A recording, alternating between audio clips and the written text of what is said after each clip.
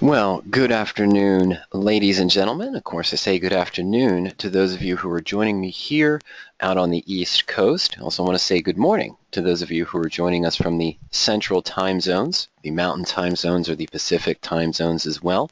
Welcome to today's Power Options presentation.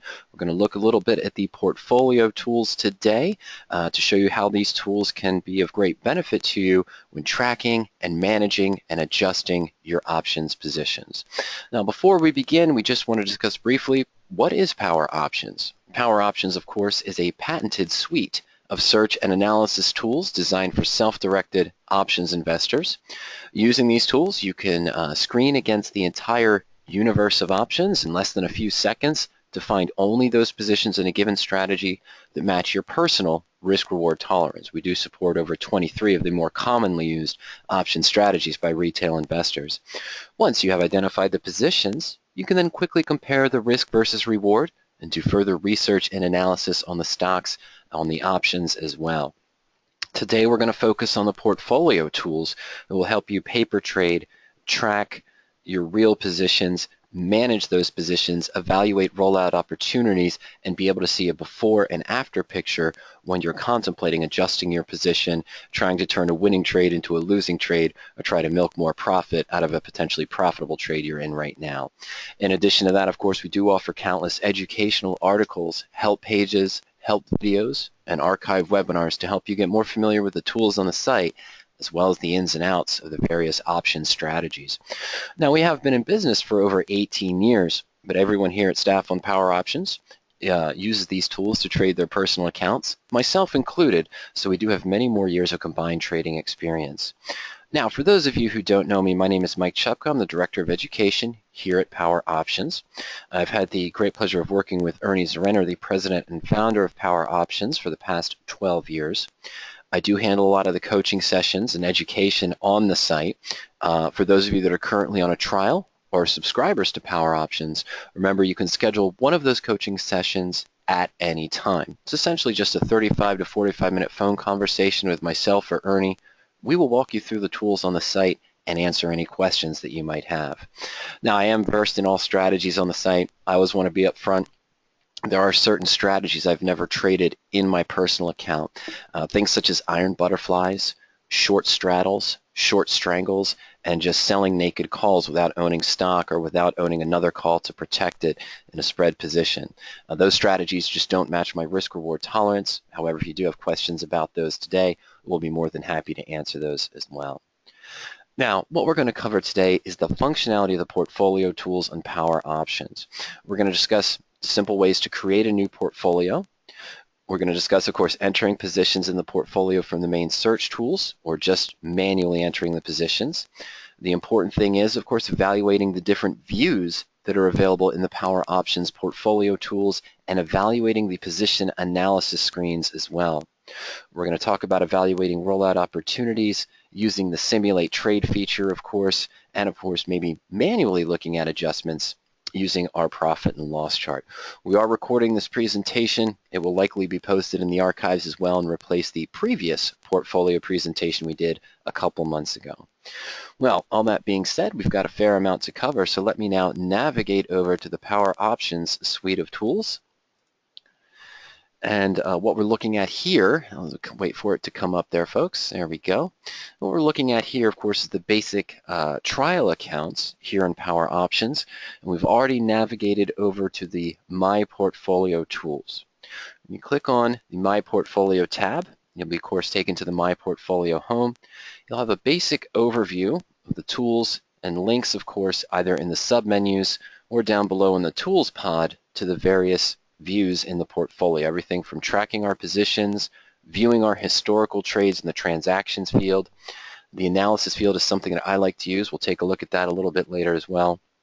If you want to look at the allocations for sector and industry, that's also available. The alert summaries we'll of course talk about as well.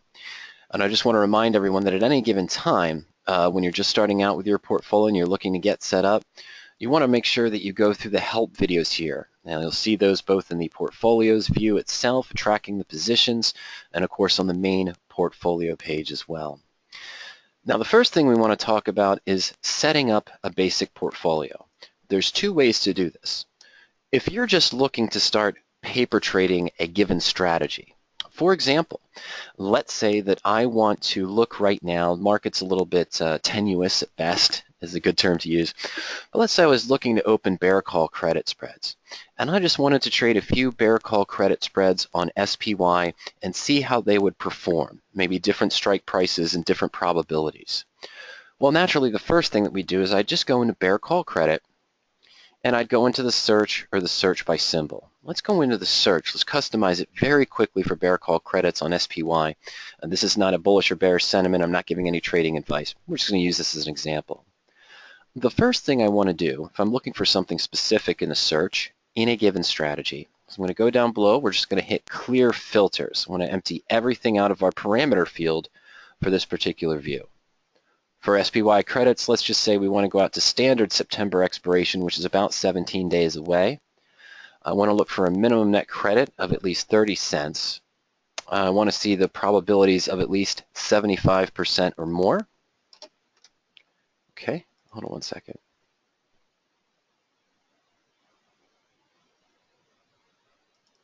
Oh, I'm sorry, we just had a question come in. Okay, Butch, I'll get to that in a minute. Now, you shouldn't have any difference there, but we'll get to that a little bit later on in the presentation. Butch said, I noticed that what is shown on the PowerOptions Live is different from what I can access on the tools. I'm an end-of-day subscription, do not have the drop-down menus for the default selections on each search settings. You should have the same exact ones. The difference you might see is that when I'm using the trial account here during a webinar presentation, you won't see these. You'll have the same 4 sets that are marked with an asterisk, whether you're real-time, 20-minute delayed, or end-of-day data. These same 4 default searches, everything marked with an asterisk, will be the same on all levels of subscription. During a webinar, you might see other settings such as basic bear call spread, September 4th, 2013, and test probability.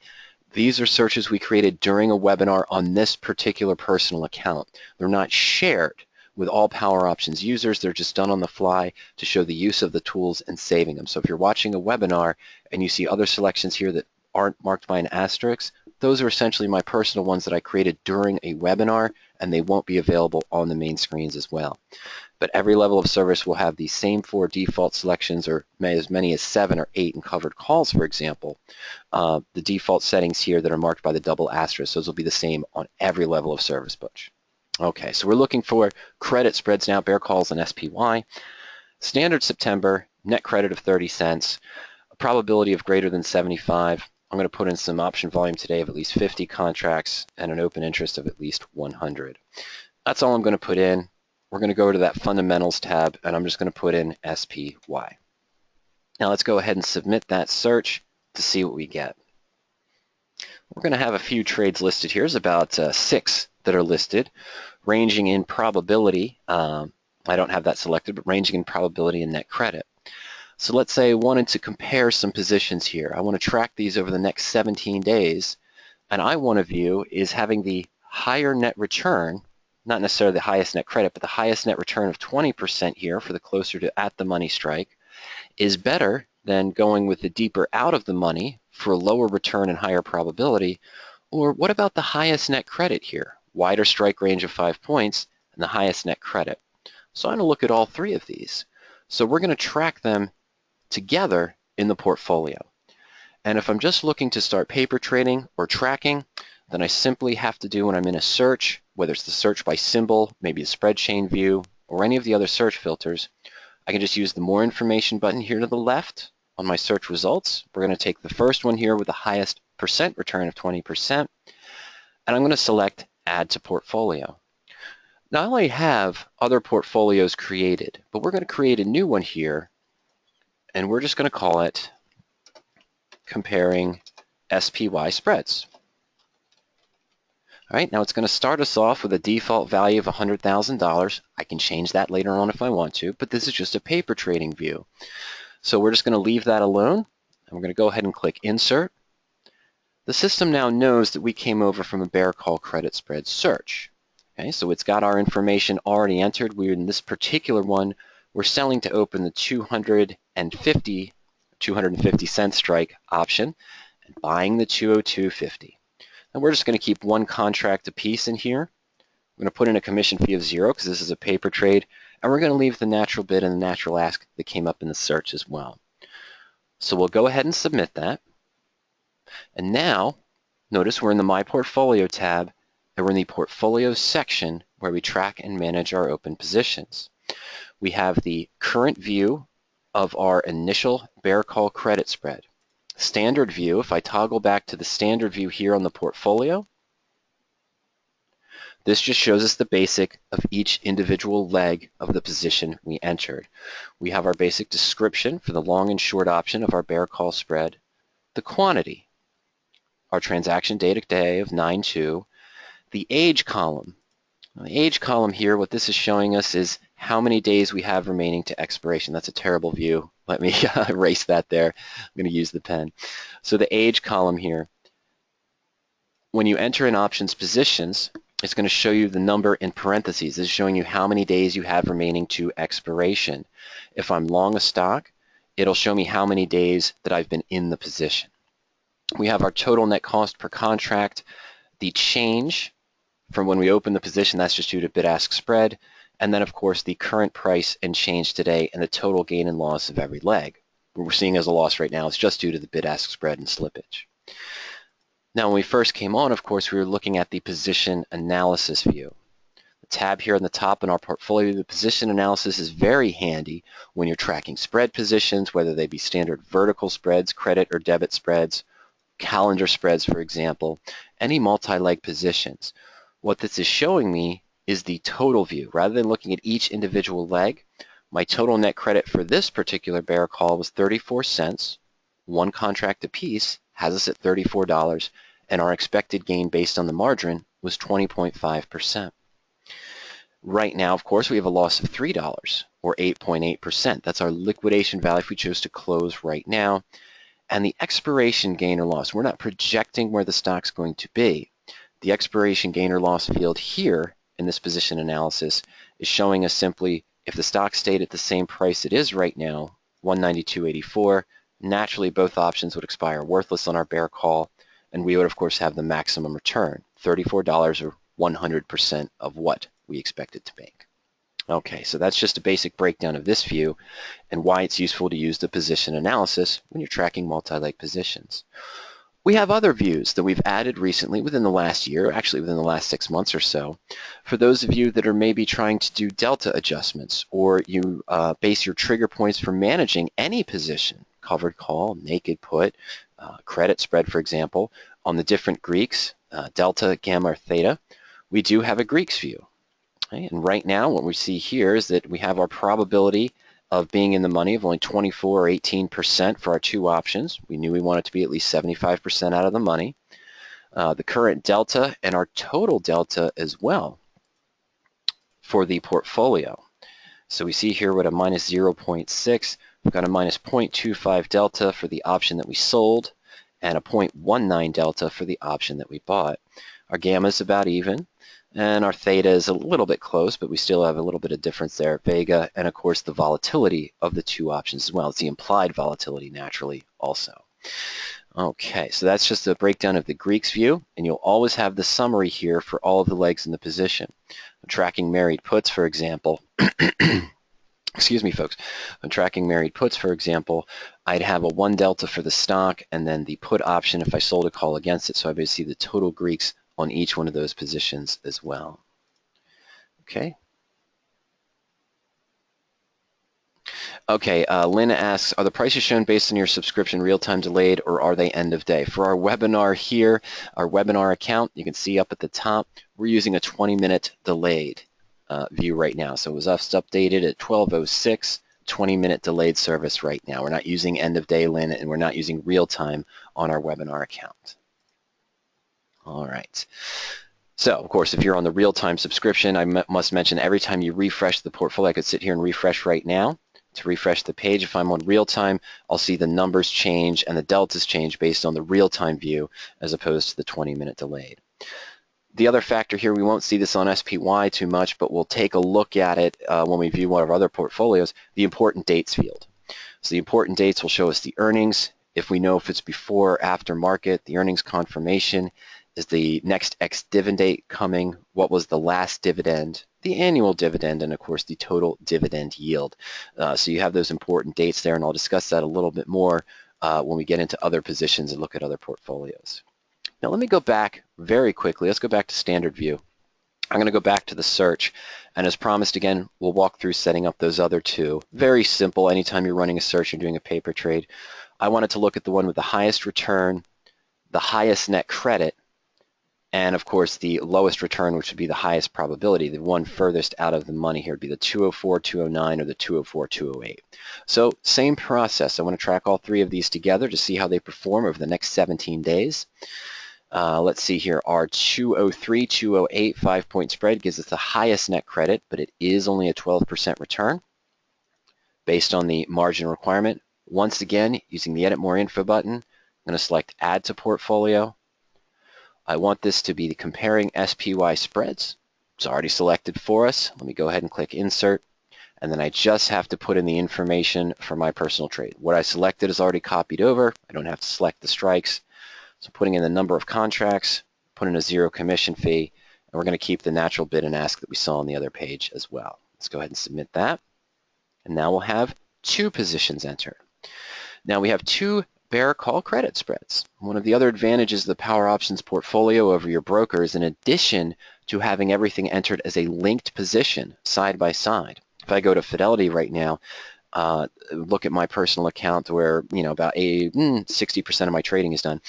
The positions aren't linked together. I don't have a strategy view for my particular positions. It's just a lump of, oh, I've got long stock here, short call here, long put here, long in the money call here on this stock, short in out of the money call for a calendar spread and so forth, but they're not linked together. As I enter multiple positions, we would see here that I might have 3 collar spreads, 2 bear call credit spreads, 1 bull put spread, 2 long calls and so forth, and it would be separated for me for an easier view by strategy. All right, so same thing. We have our second trade entered, the 203, 208, and of course we could look at the position analysis, and as we go through in this trade and track it over time, we can see our liquidation value versus our future expiration value. And one last time, folks, let's go back and let's add in our lowest return with a 204, 209, which would have the highest probability because we're furthest out of the money. Let's add that one in as well. Okay, so once again, add to portfolio, select comparing SPY spreads, put in our contracts, 1 apiece for our paper trade. Well, you can put in 10 too to make it easier to view, or just a different, more realistic range, but we're just using 1 there. All right, so now I have my 3 positions entered into the portfolio tools, and as I mentioned, we can see the different views as well. See the position analysis to see our current gain or loss liquidation value versus the future expiration value. Not important today, but as we go further in the market, it'll be more important to check that on a regular basis. Okay, now that's just doing a paper trade one. Now, if I wanted to enter another spread on SPY, we've got very quickly the 204, 209, 203, 208, and this 200 and 202.51. But let's say I didn't see it in my search results because it didn't have the net credit I wanted, but I wanted to enter a manual one. I wanted to enter a spread of the 205 and let's say 5 points, let's say the 205 and the 210. So I want to enter a manual September position. Anytime you want to enter a position manually and you're in your portfolio that you just created, whether it's paper trading one or your real account, just click the drop-down menu up here for enter a new position. You have the variety of strategies. If I'm doing another bear call credit spread, I want to select it as a bear call credit spread. In other words, I don't want to select, oh, let me enter the short call first and then enter the long call. The portfolio would just track that as a naked call and a long call. We wouldn't have the linked capability of a bear call spread. So I want to enter it as the defined strategy if possible. And we're going to see the same format we saw before. Our simple trade entry for the bear call credit. We're selling to open the 205. We're going to buy to open the 210, but that's not selected for us. So let's go ahead and simply click select option when we're entering a position manually. In this case, the system does not know which options we're going to use. or which underlying security. So I have to type in SPY. And the system will now pull up the available expiration dates for me for the SPY security. We're going to stay with September 18th, the standard expiration with our other bear calls we selected. We're not seeing any puts because we selected bear calls. So the system knows we're just going to enter 2 calls. And I simply just have to scroll down to the 205 call. We want to enter manually, bid of 21 and ask of 22. So we're going to keep it as a bid of 21 cents. 0 commission fee, sell to open 1. Same selection process with our long option. We'll click on the button here for select option. System knows we're already looking at SPY. We just have to select the expiration date. And we're going to go with the 210, 5 to 6. So we're going to go ahead and call that a 6-cent ask price. So this is only a 15-cent net credit. This is why we didn't see it on our search results, remember, because I put in a minimum net credit of 30 cents. So that's why the 205-210 spread did not come up, but we're going to enter it manually to track with our other positions. So once I have it selected, and I can choose, of course, to put in the stock price at time of trade, let's go ahead and submit that as well. All right, so now we've got our 4 bear call spreads, and as the market changes, we're going to be able to evaluate which one worked better. Furthest out of the money with the lowest net credit, the highest net credit, which didn't offer necessarily the highest return, or the one with the highest return for only the 2-point spread. We know all of them had at least a 75% probability, but we're just going to view this over a short window time frame of 17 days to see how they perform. All right, now to get into the specifics of how you would most likely be using the portfolio tool, we're going to create a new portfolio from scratch. And then we're going to input positions that we would view and evaluate the position analysis. But before we do that, I just want to ask one quick question here. I could do this later, but I'm going to do it now. I just want to know, what strategies are you currently trading or researching? Are you mainly focusing on covered calls and naked puts? You're kind of looking at the radioactive trades, the protective options position, married puts and collars. As you're focused on vertical spreads, credit spreads, debit spreads, maybe iron condors, are you looking at option buying? Are you buying long calls or long puts, maybe even combining them to do long straddles or long strangles? Or are you looking at the time spreads, the calendar spreads, where you're buying a far out in time call or put option and selling a near-term call or put against it?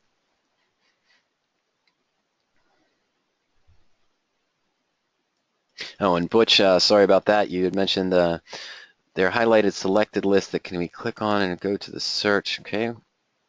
All right, you'll check it later at home. That sounds great. Butch, I want you to check that at home for those searches. You see any discrepancies at all, you just let me know, and maybe we can schedule a call later this week, or we'll just talk about it.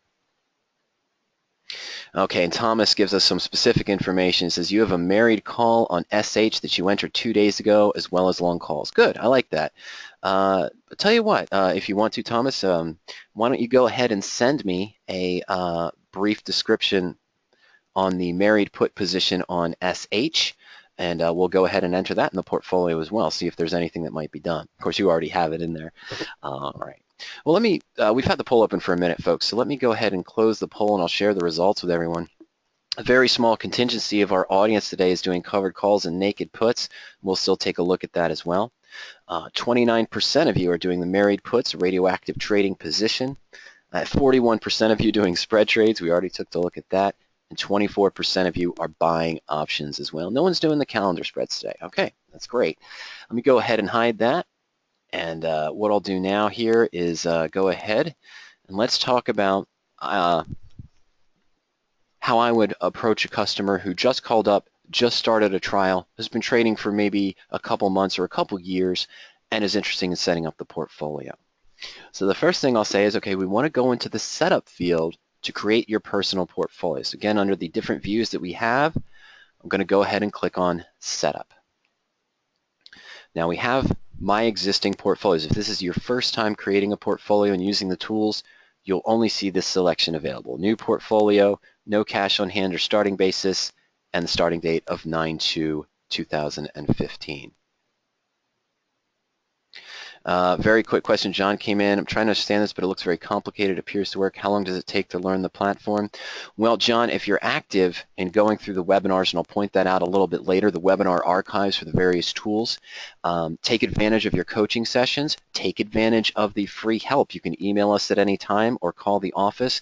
I feel that the learning curve for the PowerOptions tools is very fast if you put in the time, and of course, give us a chance to help you filter through what you would need and what you wouldn't need on the tools as well. Okay, so bear with me for a little minute, a few minutes. We'll talk about that a little bit as well, John. All right, so I want to create a new portfolio, and let's say that currently I have an existing portfolio where I have a few vertical spreads open, a couple of covered calls, maybe a couple married puts, and some long calls already open. And let's say I'm using interactive brokers. So we'll just call this IB account XK Red 27. Okay, let's just say some fake number, my account number. If you don't want to put that, that's fine. You can just call it IB. A lot of customers I talk to when I open their portfolio during a coaching session to look at some of their positions, you know, it'll be XYZ IRA 1 account, IRA number 4 account, IRA number 3 account, different Options Express account, Fidelity account, things of that nature. So you can call it whatever you want to. Now, in this fictitious interactive brokers account, let's say that I have a total portfolio value, meaning that my cash on hand amount and my current liquidation of all my open positions is around $50,000. But I have several trades open, so my true cash on hand right now is only maybe about $18,000, and I've got 32 invested in the market. But when I'm creating a brand new portfolio and I'm going to start entering my positions in that I already have open after the fact into PowerOptions, what I want to do is start off with a cash on hand and a starting basis that is equal to my total portfolio value. I don't want to start right now with a cash on hand of $18,000 and a starting basis of $50,000, even though that's what my portfolio looks like. I want to start them off the same with my total liquidation value. We can leave the date the same, but if we started trading 6 months ago, we could just put this in as 3/2/2015. And that's up to you. It's not going to affect your returns or anything along those lines. So once I've created this portfolio, let's go ahead and click Save All Changes. So now we're still in the Setup field. We see that our new portfolio is created, but to start entering my positions in as well, I want to go into the Portfolio View. All right. Now, I got a couple other questions that came in. I encourage you to ask questions whenever you get a chance to.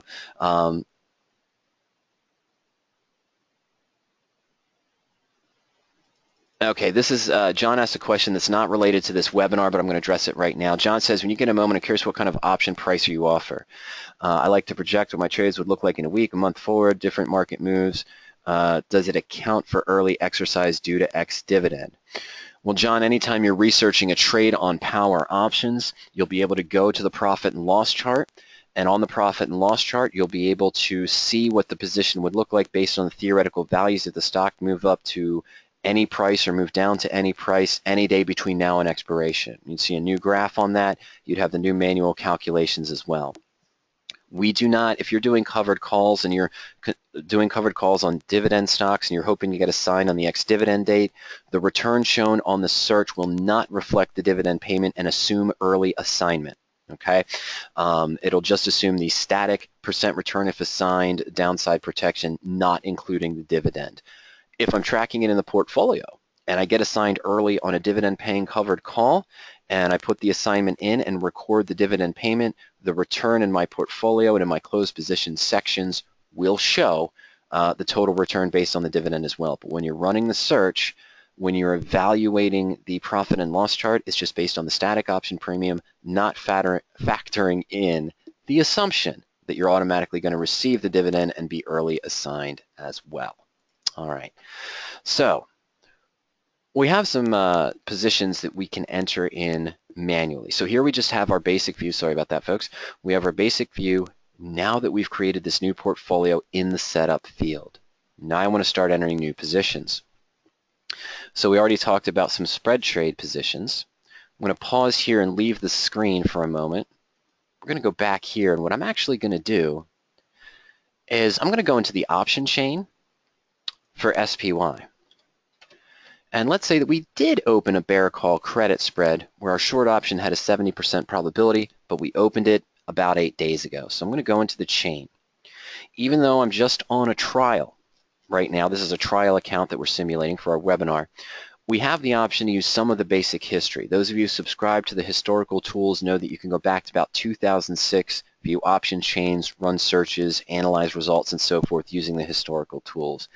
But even on a trial, or even if you're not subscribed to the historical, you can go back about 2 or 3 months. So I'm going to go back to August. Let's call it the 24th. We know Black Monday. So we're going to go ahead and get chain. All right, so on the 24th, 4% drop, of course, in the SPY. After that decline, we're going to look to open a bear call credit spread. Probably would have opened a bull put at this time personally, but let's just go ahead and see what the prices are for a bear call credit spread and change my chain to calls only. All right, I want to go to at least, I'm sorry folks, at least a 70% probability even after this fact. So here's our probability account. Okay, so let's go ahead. We want to be in the 30% range or low. This is percent probability above. We're looking for probability below. So let's go ahead and do a 5-point spread. We're going to sell the 193 call. We know this is going to be in trouble, but that's okay. And the 198.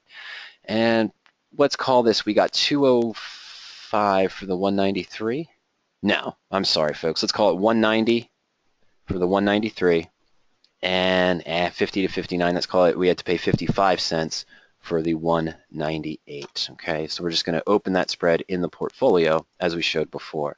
So we're doing this manually. There's our 193 and there's our 198. So now we got to go back to the portfolio. And as we did before, we're going to select a new strategy. We're going to enter previous bear call spread. All right, so once again, we're going to go SPY. And I think I selected the wrong series, but that's okay. We're still going to keep September there as well. And we're going to simulate, okay, at this point after that big drop during the day, we sold the 193 call. Oof, that's going to be a hurtful trade. We sold the 193 call for $1.90.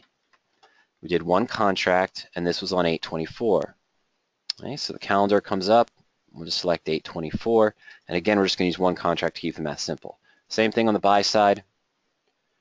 Our September 18th expiration, scroll through the fields to enter the position, select the option we want, that's our 198 call, and again, at the time, oops, sorry folks, I don't know why I'm putting that commission fee in there. Let's change our date again to August as well, and this was a cost of 55 cents.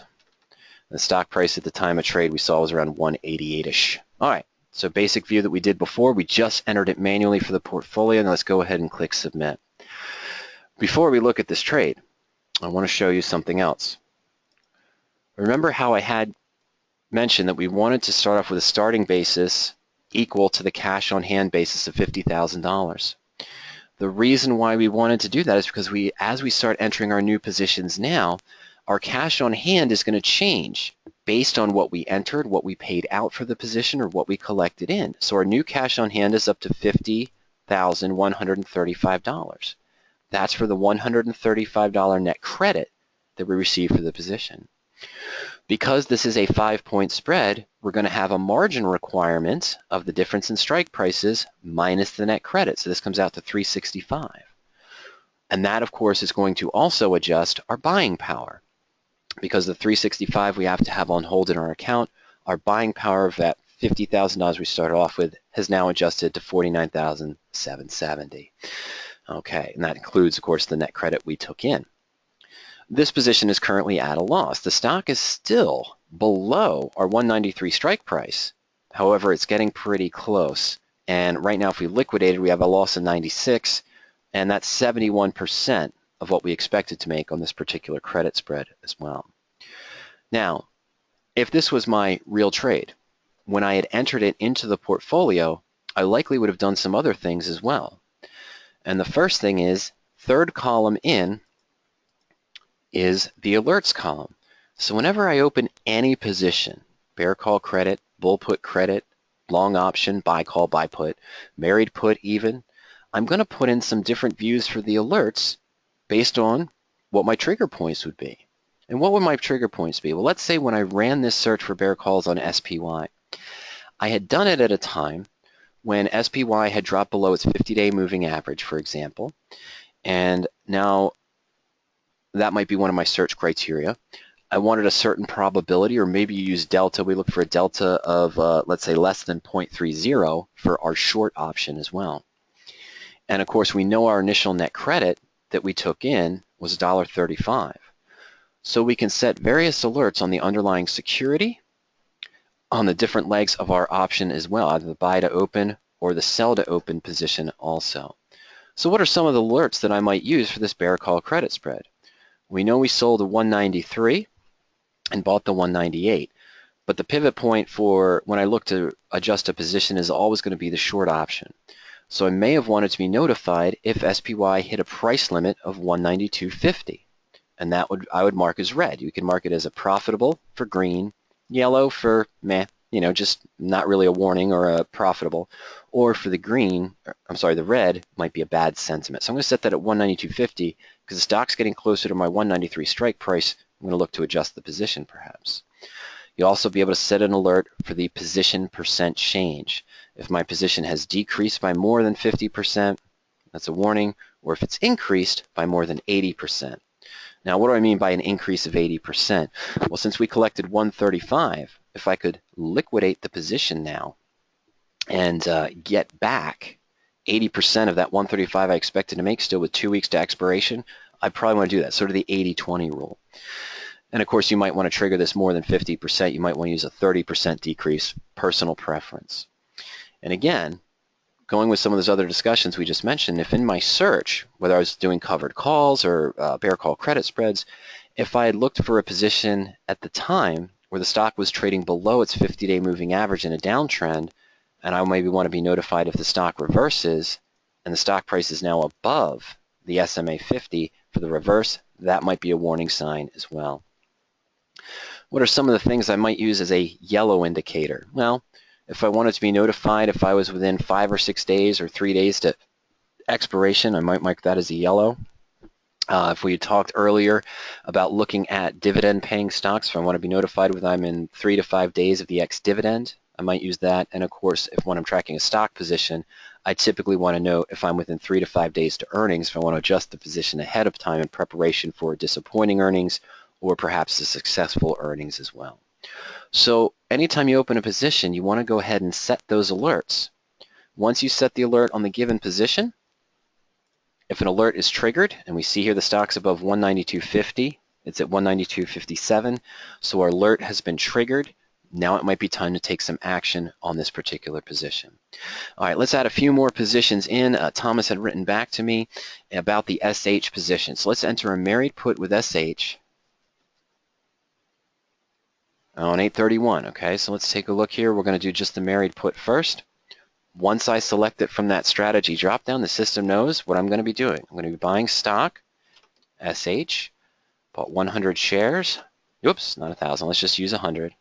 And we did this on 831. Keep this as a paper trade, and our cost basis was 2204. SH, of course, is the inverse SPY. And at the same time, we bought the January 2016 23 strike for $1.88. So we go into select option. I want the January expiration, the 23 strike put with an average cost of $1.88, commission fee of 0, and transaction date of 8/31. All right, so everything looks good. I want to verify my entry and go ahead and hit submit. Now, something very strange happened here.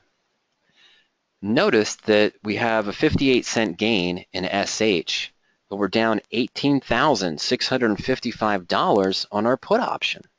How is that possible? Well, it's because I specifically entered in the wrong price. Thomas told us his average price was $1.88 on the position. I put it in as a contract of $188. I forgot the decimal point. No problem. Anytime when you're entering a position and you accidentally enter in the wrong price for the stock, for the option, simply use the Edit More Information buttons over on the left-hand side. These will become your friends more and more often. This is when we can go to the broker link. Right now we're linked to Options Express. The position actions, this is where we could close the leg. We'll talk about that in a moment. Add dividend or add an option leg on the fly if we convert a married put to a collar. View the profit and loss chart we mentioned earlier to run our what-if scenarios. But going back to the position actions, I need to edit this position. I made an error in my entry. I need to edit the position. This was not $188 per contract. This was $1.88. That'll look better. On a side note, very quickly, a lot of times a customer will call up, and not a lot of times, but several times a customer will call up and say, your portfolio isn't working. I'm in a position in a covered call. The stock has moved up. The call has decayed, and you're showing me a very large loss of about $1,000 on the position. I actually have a profit of $250. Why isn't your system working? Well, I'll look at the position that they've entered. The numbers are all correct. And then what I've noticed is that by whatever incident, they meant to put in a commission fee of $7.95 or $12.95, but they entered it as $1,295. So there's the $1,000 discrepancy right there, is because the commission was entered incorrectly. And no problem, we would just go to the edit commission field and change it to the proper $12.95. Okay, so that's all. Just very quick edit if there's an error in the position or it doesn't look right to begin with. This is much better. We got a 58-cent gain in the stock, a 43-cent loss on the put just based on the natural bid, but the natural ask right now we saw in the chain is $1.90, so if we got midpoint, this would probably only be a loss of 20 cents on the put and a gain of 58 on the stock as well. Probably hasn't moved up as much as I want to do an income method, but we're going to take a look at that in a little bit. Again, as I mentioned before, now that I entered this position, I'd go into the alerts for the married put position. And again, the upper limit of when I may look to apply an adjustment might be the strike price of the put. So I'm going to put in 23, and that's going to be profitable. And I may be concerned with an initial price of 22.62 and purchasing the 23 put there. I'm sorry, the initial price was different, at 22.04. But if the stock dropped maybe down to $21 or $20.75 or $20.50, that might be a lower end target where I might look to adjust a position to the downside. Okay, I could put in my days to expiration, but for a long-term put like this, in a married put or in a calendar spread, I'm not worried about that. I'm usually focused on my short options when using weeklies. You could set the increase or decrease, and then of course if the stock, the inverse ETF in this case, moved above or below a 50-day or 20-day moving average. So let me just go ahead and save the alerts there. Nothing will be triggered as well. Again, what did we do with this married put? We just did a simple entry of 100 shares of stock and one put. We've been in the position for 2 days on the stock. There's the age, it shows us 2, but my put expires in 135 days, so that's in parentheses. We have our gain and loss. But remember, the position here would have been $2,262 for the stock and $145 for the put, for a total value of $2,392. I'm pointing that out because note again that our cash on hand has now dropped, including our buying power has dropped as well. But the straight cash on hand has dropped based on what we had to pay out. That's why I wanted to start with the starting basis and cash on hand is even, because now as I enter my positions into the portfolio, we're going to reduce this, and as I enter the positions correctly, eventually our cash on hand would get down to that $18,000 remaining. We still have the starting basis of $50,000, and we'd be able to analyze our total profit and loss in the position and the total portfolio down here as well. All right, so that's just the trade entry and looking at positions. Some of the other features we want to look at now before we go into the analysis. If, for example, we had entered this position on the S&P short, the S&H, let's say, I'll use as a quick example, it's going to be difficult, but let's say when we entered this on 8/31, we also sold the 22 strike put for whatever reason. Okay, we were bullish on the stock, we sold the 22 strike put, generated 40 cents, and with the stock moving up slightly today, we were able to buy it back for 10 cents. Okay, I'm going to simulate this. So we sold a put against it, it moved up, we closed it. To enter in a historical position, this may, for example, some of you doing covered calls or some of you doing these married puts, you may have a rolling position that you may be opened in March or in April. You've done adjustments against it to lower the cost basis. So we have to enter the position as a historical trade. Now, in this case, if I just opened it on 8/31 and I closed it today for that gain that I mentioned, I know that wouldn't be real prices, I could just add the option leg in right now and close it because it still exists. All right, so let's go ahead and do that. And I'm going to simulate something different in just a moment. So let's go to position actions once more. And I'm going to go ahead to select add an option leg. Now the system knows that we're coming on SH, that we want to select and add an option. We're coming from SH, so we want to enter a position against SH. Well, I'm going to select to sell a September 16, 22 strike put. That's about right, 15 to 25, so 22 strike put. But we're going to simulate that we did sell this on 8/31, okay, and a commission fee of 0, and I'm going to put in 0.40. So when the stock was trading at 22.04, we sold the September 22 put for 40 cents. Let's go ahead and submit that. Now the system did something different. It now is recording this as a custom spread, okay? The reason why is because there's not really a combination of a married put with selling a short put. It doesn't really have a name. It's not one of the 23 standard strategies. So in this case, we're listing it as a custom spread. But I want to enter that September 22 put in to illustrate two things. Number one, you can easily add an option leg from the side. Number two, I had original cost basis of 22.04, my effective cost per share for our stock purchase. Now we sold this September 20 put. This is not what Thomas did, but we're illustrating it. And we sold this 22 put at the same time on 8/31. We're going to buy it back today for 20 cents. We're going to make 50% of what we expect it to make. So now next to the individual leg, I'm going to use the Edit More Information button on the far left-hand side. We're going to go to that Position Actions menu. And sorry folks, the Position Actions menu, and we're going to go ahead and close the leg. I don't want to close the position. I'm just closing this put leg. All right, so the system knows we're looking to buy to close. We sold to open, so the only action we could do to close is buy to close. If I selected the wrong thing, I just go back. But here, we're just going to put in at 20 cents today with 0 commission. Let's go ahead and submit that into the field. Now, we're back to a married put position. What happened to the short put we just closed? In our portfolio view, when you're tracking your open positions, it only shows the current open positions. As you close positions, roll legs, adjust legs, you'll be able to view that in the transactions field or in the analysis field. We'll take a look at that in just a moment. But the other important thing I want to illustrate here is we originally purchased SH at 22.04, bought our 23 put for 188. Our effective cost per share is now 21.84. We reduced the cost basis by 20 cents. The system knows that we reduced the cost basis from that short put that we sold and bought back for a 50% gain of what we expected to make. This is important because now as we look at the position analysis going forward where we evaluate rollout opportunities, or if we link to the profit and loss chart directly, so whether I go to position actions and I go to position analysis or the profit and loss chart, the return calculations will be based on my new effective cost per share, so we're always getting an accurate depiction of where our position stands. Now again, I don't have any closed positions here. We don't see the closed positions, but I can go into the transactions view. And in this transaction view, Ernie kind of developed this one as a means to use at tax time. Okay, sort of like a spreadsheet of his realized gain and loss across open and closed stock or option positions. The gain or loss on NA is because we're still open.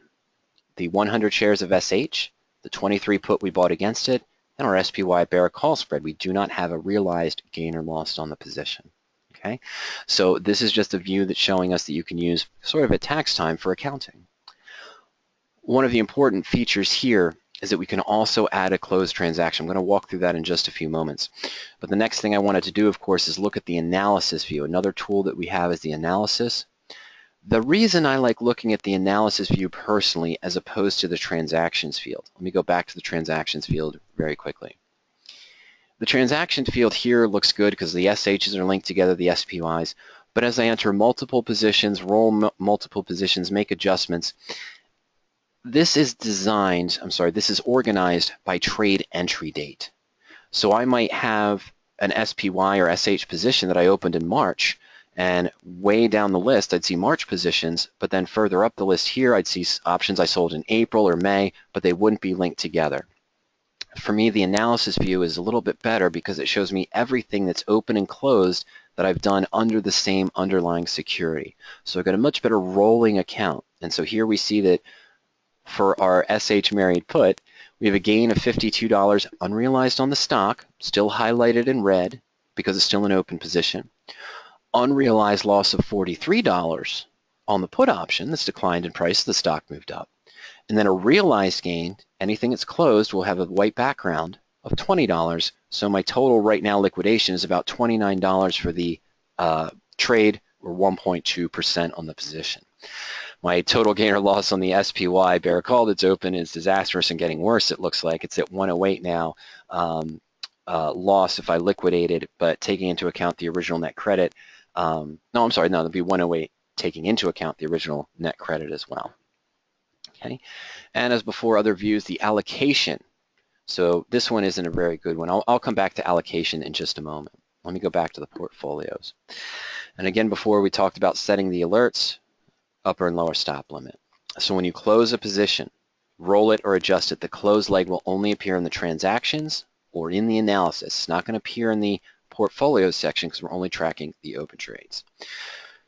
Now, as I'm tracking a position, one of the most powerful features of the portfolio tools in tracking a position is being able to evaluate rollout opportunities. Now I know, Thomas, this isn't your actual position because I took in that extra 20 cents, but as we're tracking positions, we can use the Edit More Information button here to go to Position Actions and then Position Analysis.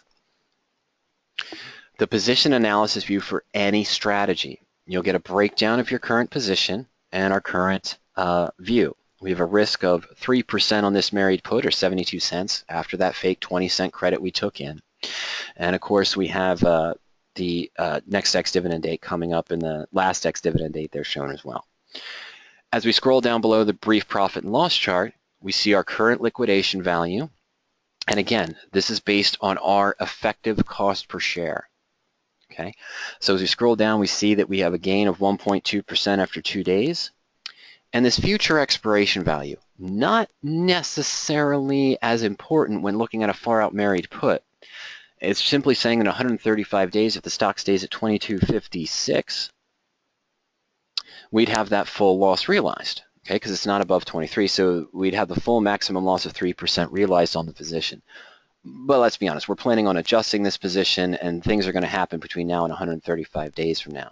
This is more important when we're looking at nearer term positions, which we'll show in just a moment. Now, right now, based on the rules in the blueprint for the radioactive trading techniques, the third section we see under original position value, liquidation value, and future expiration value is the rollout opportunities.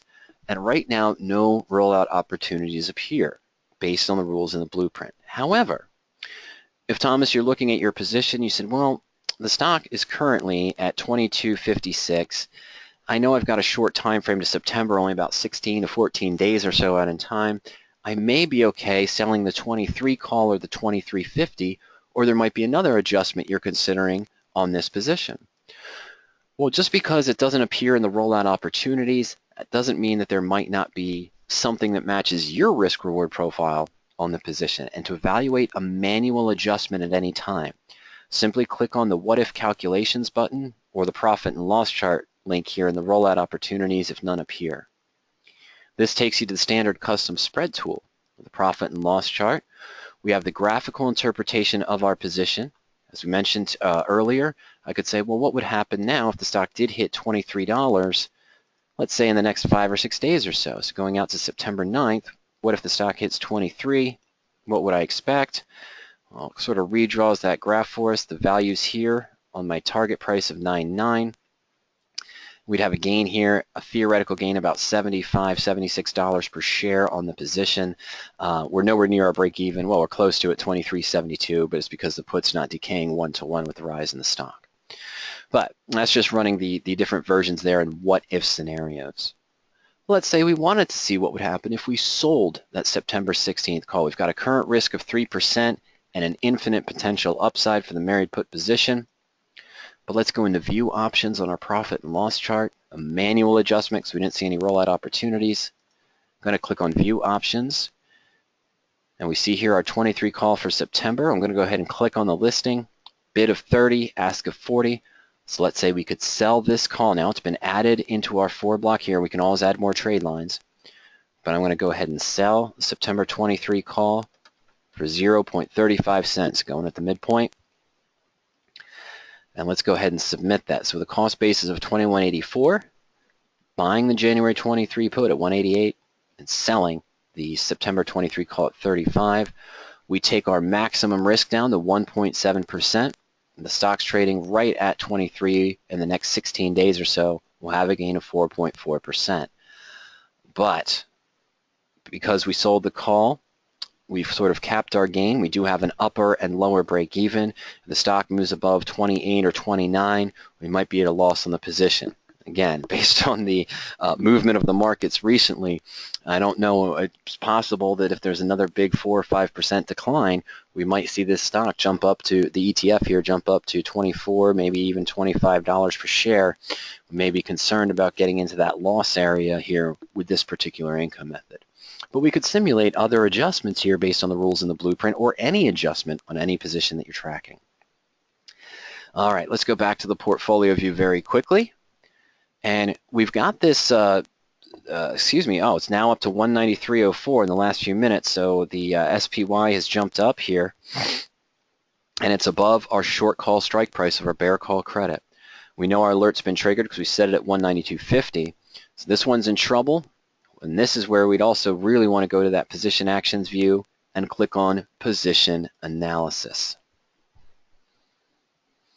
All right, so here's our bear call spread. It's right at our short call strike price. We have our liquidation value. This one didn't promote any of the rollout opportunities here. I'm going to talk about that in just a second. But current liquidation value at market and at midpoint, not too far apart, so we're still at a significant loss. However, in the next 16 days, the stock stays around 193. It only costs us 4 cents, 5 cents to buy to close that short call, so we still have a profit of 131. Now, this isn't showing any rollout opportunities right now, probably because it just triggered above the 193. But again, as I mentioned, this is a poor example so far, but every strategy we're tracking on PowerOptions you can enter in the portfolio. The standard 23 strategies we support has criteria set in to show rollout opportunities. For those 41% of you doing spread trades, if you have not done so yet, the sidebar here, I encourage you to go to the webinars page. This is a public page. You don't need to be logged onto your account to look at it. But go ahead and take a look at powerop.com/webinars.asp. I'm going to send everyone the link there. Under the Options Strategies tab, we have a variety of different selections. Those of you doing the long options, there's selection criteria from buying calls and buying puts, managing your long option positions.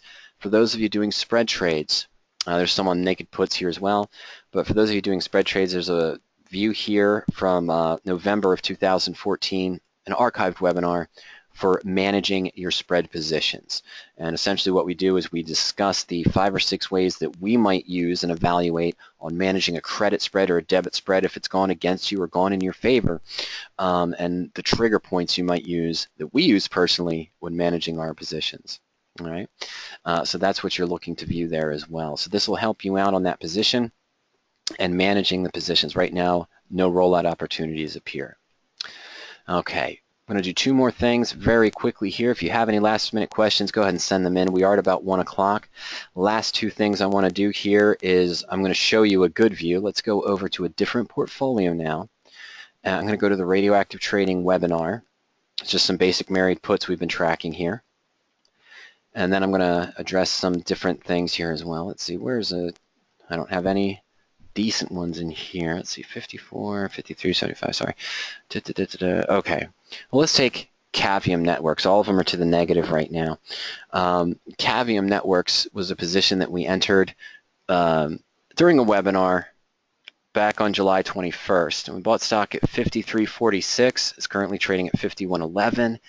And bought the November 55 put for $6. Okay, so our original risk was around 7%. Now the stock has fallen about 4.4%. And I may want to evaluate are there any adjustments that we can do. Okay. All right. So here's our position on Cavium Networks. The risk, I'm sorry, was only 5.3%. And it does show me a rollout opportunity that might be able to use a specific adjustment. However, in this case, the adjustment we're looking at here with owning the November 55 put, rolling it down in price, would increase our at risk. So if I'm not comfortable with increasing the risk at this time, I might not choose to do this particular income method. Okay, but I just wanted to show you what the field looks like, and we're going to look at it in a little bit better view. Let's go back to square one. And what I'm going to do now is let's go back to our IBXK Red 27 portfolio, and I'm going to enter in a covered call. And I'm going to simulate entering in a covered call that I've been in for a while, and we're going to put in some fake numbers for different positions that we did. Okay, so I'm going to go through this as crisply as I can without going into too many confusions. Let's say that a few months ago, let's go back 3 months. So let's go back to the end of June, middle of June. And let's say at the middle of June, we opened a covered call on E-Trade. I'm just going to use this as an example because it's one of the current positions that I'm in as a married put for Fusion at Radioactive Trading. And for E-Trade, let's say that back in June, I don't remember the exact price, but let's say that I was able to get into E-Trade at $27, but I entered it as a covered call. And at the same time, when I got in the position at 27, I had sold a March call for, June call or June weekly call, and it expired worthless and so forth. And I've rolled the position since then, and right now, I'm still in E-Trade. I had an original price of $27, and I have a current call expiring in a week or so that we sold at the 25 strike, okay? Or 26 strike, I meant to say, 26 strike. So how am I going to enter this position? Well, the first thing I want to do is I want to enter the position as is, okay? Meaning my original cost basis back in June and the current call that I have open. I want to enter it into the existing portfolio as the position is right now. So let's select a new strategy, and I'm going to select a covered call. The system knows I'm opening stock and I'm opening a call. So I'm going to put in ETFC as my stock position. I'm going to plug in 100 shares of stock. But my transaction date, we're going to go back to June 15th, Monday, June 15th on the position, commission fee of 0, and I'm going to put in my original cost basis, what I paid on June 15th at $27. Now, right now, I have an option open that expires this Friday, let's say. For this expiration, September 4th. I opened it 2 weeks ago, and I'm going to say that I had sold the 26 call about a week or so ago, maybe 2 weeks ago. Let's go back to 825, and I got 45 cents for this position. Okay, now let me go ahead and enter that. We have two different dates here. E-Trade purchase on 6/15 at 27, my September 26 call that expires this Friday for 45 cents. Now, as we expected to see, we've got my one covered call. I won't go through it now, but as I've entered this position, I'd put in my alerts too for the lower price of the stock. It's currently at $24.96. If the stock drops below the SMA 50 and so forth. Okay. All right. Now, before I go to the position analysis, on this real trade, what had happened is when I opened the position on 6/15, I'd also sold, let's say, an end of June, end of July, or end of June, beginning of July, 28 strike call that expired. And I've sold other calls since then, but I need to reflect that in my portfolio. So what we have to do now is go into transactions. And here we're in our existing field. And what I need to do now is click the button over on the right here for add a closed transaction. Let's go back one step. Earlier, we had taken Thomas's position on SH, and I had simulated selling an option that still exists, that's still on the market. I simulated selling it 2 days ago and buying it back. I could do that in the existing portfolio because the option is still on the exchanges. For options that are no longer gone, that have expired, that we've passed the expiration date, I can't select them in that drop-down because they don't exist on the exchanges. They're not in the database. But I can enter the monetary values for previously closed position to keep an accurate accounting of my existing position. So let's go ahead and add closed transaction. And my security type, I had sold a call back on June 15th. So it was a short. Security type was the call. We're going ahead and short it. The stock symbol is ETFC. Now let me go back to the previous page. Let me show you a little trick here. To keep things simple and to keep things as a similar view, when I'm entering in a closed transaction, what I want to do first on this transaction field is copy similar information. So I'm going to go ahead and highlight this link for the E-Trade short call, the September 26th call. So I'm just going to highlight it and right click on it, and then go ahead and click copy. Okay, I want to copy the way that this is noted in the portfolio for that 26 call that I sold the other day. Now let's go back to add a closed transaction. I want to simulate that I sold a call against E-Trade back on June 15th. Oh, that's the sale price. Sorry, folks. Date opened. My apologies. In the date field there, I want to go back to June 15th. And we're going to simulate that we closed it on June 26th. That was the Friday expiration for this particular option, because it does offer weekly options. Okay, so there's just my dates. The description I'm going to paste in was 1 E-Trade 2015, but it was a 26. I'm just going to change that there, and my expiration cycle, June. Okay, and we sold the 28 call at the time. Remember, we got the stock in at 27, so we sold the 28 call. We only had 100 shares, so I'm putting in one contract in my historical view. Now the sale price, what I sold to open or sold to close, we sold to open, so let's put in 40 cents. And we're going to simulate that on 6/26, E-Trade, let's say, was below 28, and our call expired worthless. So my cost basis is 0, cost to close, it expired. But my original open price was 40 cents. Now, I've got to select the portfolio, the IBXK Red 27, and link to an open position. Well, it's E-Trade, so I want to link it to my E-Trade covered call position. Now let's go ahead and add entry. All right, so now here we're back in the transactions menu. And notice here that this is done by transaction date. So originally we opened the stock at 6:15, and we just entered that historical position on 6:15 as well that we closed at 6:26. So by date, that original covered call is linked, but our other call is floating up here in the ether, kind of separated by other transactions. But this is giving me the total of the realized gain or loss on all of my positions. Okay, now if I go into the analysis view, we see that for E-Trade, it recorded it for me as well. So we have the total gain or loss on the E-Trade position also. And I did do something wrong that we're going to have to edit, aren't we? Sorry about that, folks. Let me just do that very quickly. Let's go back to transactions. Our September 28 call, we received 40 cents per contract, but $40 and 0. So I need to edit this view to get a more accurate depiction. We sold to open at 40 cents, but I want to put in the monetary value, which was $40. If I had sold 2 calls, it would have been $80 and so forth. We still bought to close it at 0. So let's go ahead and submit that again. All right, now moving forward after June, let's say on June 29th, we sold a July call, but we sold a closer strike at the 27 call, and that expired worthless as well. So we'll go back to add closed transaction very quickly here. I'm just going to illustrate this one last time. Short call, ETFC, the description.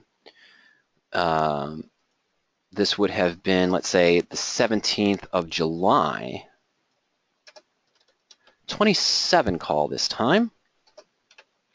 As the stock fell in price, we sold 1, and we originally sold 1 contract, let's say, at 95 cents. So that'd be 95 monetarily, and this expired at 0 as well. And we're going to open this on June 29th, and we're going to close it. Let's go standard expiration. Oh, I'm sorry, folks. I went to October. My apologies there. Let's go to July 18th, standard expiration. Okay. Once again, select the proper portfolio to link it in the E-Trade covered call position. Let's add that entry in. Okay, so again, we've got another E-Trade call up here. We've got this other one here, and we go to analysis. We see the running tab on the position. So even though E-Trade is down $194 from when we got in initially on June 15th, because the realized gain of these short calls, and this is all fictitious, of course, we're just using base examples, our loss is only $29. Now, let's go back to the portfolio. Since I linked the positions correctly as closed transactions from the historical trades that I've been rolling in June and July, we remember we paid $27 on June 15th for E-Trade, but our new effective cost per share is $25.65, and we currently have the September 26th call open for 45 cents. Now, even though we're waiting to expiration, it looks like it's going to expire worthless in 2 days. I'd probably let it expire, so that would drop my cost basis down to $25.25. But still, at this point, if we wanted to take a look at some rollout opportunities, next to our E-Trade covered call, click the Edit More Information button, go to Position Actions, and then Position Analysis. We see a breakdown of our current covered call. Small profit of only 0.6%, but remember, the stock's dropped $194 or $1.94, almost $2 since we got into it, so it's not bad potential profit of 0.6%, considering the significant loss we've taken, about 5-6% on the trade. Almost 10%, I'm sorry. So the original position value and our original expected return was 3.2%. The stock's trading below that. Liquidation right now, 1.2% loss. But if we hold it to expiration, that remaining time decay comes out of the position. Our loss would only be 0.6%. However, there are some rollout opportunities that are available. And this is the view that we want to take a look at. All right, so we know that our liquidation value right now is minus 1.2%. Always want to keep that in mind. And at expiration, if the stock stays about the same price, we'd only have a loss of 0.6%. We could buy to close our short call back right now for roughly 15 cents. We originally received 45. And then we could sell to open a lower strike call. So we could maybe go to the September, the next week out, remember September 4th, this week's expiration, the following week, we could sell the September 25.50 for 39 cents. Now, this would give me an adjusted net credit of 69 cents. The 45 cents taken in plus the 39 cent new net credit, 15 cent buyback puts us at 69 cents new adjusted net credit.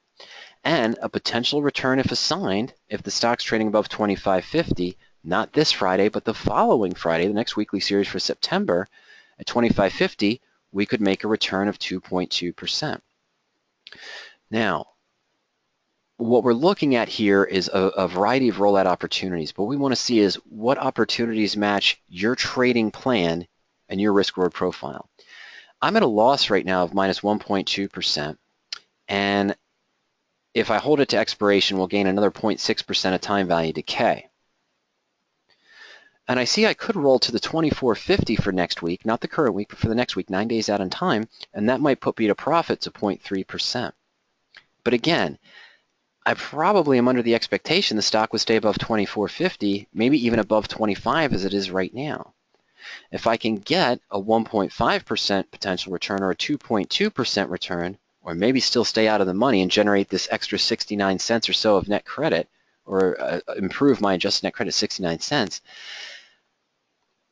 maybe that's a better deal. I might not want to roll for the sake of rolling just because an opportunity is available here that's shown if it doesn't match my personal trading plan.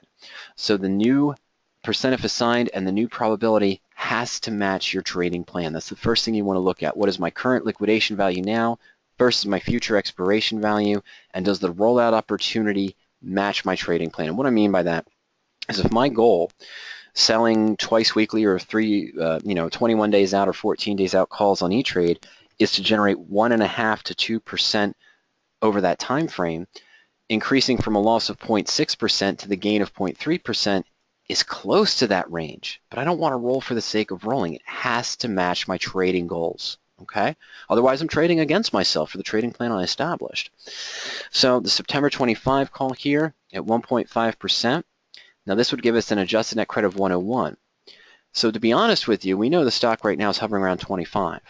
Probably not going to roll this position. I might leave it open and let it expire, but if I was considering adjusting, what I'm comparing here is if I'm more concerned about bearish, if I'm more concerned that the market's going to continue to pull back over the next 10 to 14 days, I may be really tempted to go with a September 25 call. I'm going to get a higher adjusted net credit. My potential return if assigned is lower because of the strike price, but my downside protection is higher. So if I'm bearish, I'm concerned it's going to continue to fall, and I'm thinking about rolling down, I'm probably looking at this position here. If, however, I think it's going to recover, I'm looking for it to move back up, I'm looking at the higher potential percent if assigned, giving up a little bit of adjusted net credit. Now, anytime you're evaluating a rollout opportunity here on the position analysis, it's great to see things numerically, but let's be honest. What I want to do here is take a look at the September 25.50. I'm going to look at simulate trade. Whenever you see a rollout opportunity, you'll be able to link to the simulate trade feature, and it's going to give you a side-by-side comparison so you can view the positions graphically. So right now we know the position on the left in red is our original position right now. We're at a current loss of 1.2%. But if the stock moves back above 26 in the next 2 days, not likely, but anything's possible, we'd be back to that expected profit of 3.2%. What is the advantage of rolling down now? Well, we're paying a small price. We might even get a better price if there's a bid-ask spread of 5 to 15. We might be able to get 10 cents and then roll to a lower strike, call it 39 cents for the next week out. So we're going to lower our cost basis now below 25, factoring in every closed position that we've had that we've recorded correctly in the portfolio, and the return at 2.2% if the stock's above 25.50. You can see here if the stock remains at 25.50 over on the left, we might not have as much gain as we would if we rolled right now. Okay, so if I decided to make this adjustment at this time, looking at the graphical interpretation, down below you'll just be able to click Submit Change to Portfolio. That would close the 26 call for you, and you could put in your different prices here as well, and then it would open the 25 call for you. So you can do that change when you're evaluating a rollout right here from the Simulate Trade feature. It's a very powerful tool.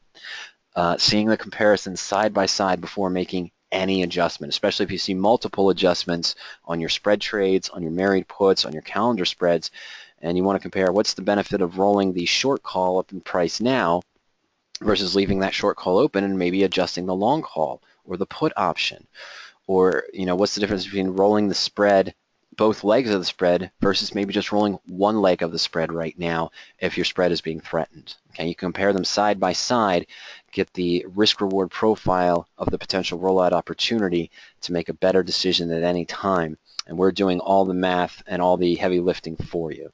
So when you've got your positions in the portfolio, you link to that position analysis screen to compare your liquidation value versus future expiration value. And then when you see your rollout opportunities, you'll be able to compare them side by side by linking to the Trade Simulator tool to see the graphical interpretation as well. This will allow you to view positions where you might be able to turn a losing trade into a winning trade, maximize the profits on the winning trade by an adjustment. You can see it graphically, and all the math is done for you. So it's going to greatly help you with your options adjustments, managing techniques, and moving forward if you're continually rolling positions as well. All right, so that's, sorry, I didn't mean to go there. That's the recap there of the portfolio tools. Okay, and if you have any last minute questions about the portfolio tools, go ahead and send those in now. I know we went over about 15 minutes or so there. And of course, just want to remind everyone that if you're currently on the trial account, the subscription level services, I haven't updated this yet, but the 20-minute delayed service, which gives you access to all the tools on PowerOptions for all 23 different strategies, is only $60 per month. You'll have access to the portfolio tools, the profit and loss chart, the simulate trade function, plus all of the search tools, search by symbol analysis tools, the sentiment tools, and the custom tools there that are on PowerOptions also. That's only $60 per month for the 20-minute delayed. The real-time service, every time you refresh the search page or the portfolio, you're getting the numbers and calculations at that very instant. That's $100 per month. And on both levels of service, you can upgrade to get those historical tools. And our historical data goes back to 2006. and that's just $40 extra on each service. So the 20-minute delayed with access to the backtesting and historical tools is $100 per month, and then the real-time service with access to the historical tools is $140. We do also offer now the end-of-day service. So the data is only updated at the end of day around 4:45, 5 p.m. Eastern Time. The end-of-day service is only $40 per month as well. So if you're just getting started and you want to test that a little bit more, the end-of-day data might be something you might want to look into if you're worried about saving money and you're just paper trading at this time. So it's a low-cost, good way to keep using the tools as well. All right, so I didn't see any last-minute questions come in. I want to remind everyone, of course, that tomorrow at 12 noon, Kurt's going to be hosting a radioactive trading presentation. You can sign up for that at radioactivetrading.com. On Friday at 4:30, I know it's a holiday weekend, but what the hey, Friday at 4:30 p.m. Eastern Time, I'll be hosting our regular open discussion, open forum presentation. I don't have any planned material, so what we do is just allow our attendees to come in, and I handle all questions on the fly related to options trading, option strategies, adjustment techniques, search criteria, and so forth. So if you're not leaving early and heading out for the Labor Day weekend early, for example, and you're available Friday at 4:30 p.m. We'll be hosting the open discussion presentation, and you can register for that at the link I sent earlier, powerup.com/webinars.asp as well. If you do think of any questions later on, please feel free to go ahead and send me an email at any time to support@poweropt.com. Remember, you can also reach us during market hours. There's contact links at the bottom of every Power Options page. But you can reach us at 302-992-7971 at any time as well. If you have any questions about Power Options or option strategies, tracking positions in the portfolio, setting up search criteria as well. Well, we did cover a lot today, ladies and gentlemen. I want to thank you for your patience and, of course, for your questions as well. I hope you got some useful information out of today's presentation, and I hope to see you all soon on one of our next webinars. Take care, everyone. Have a great afternoon. We'll see you soon.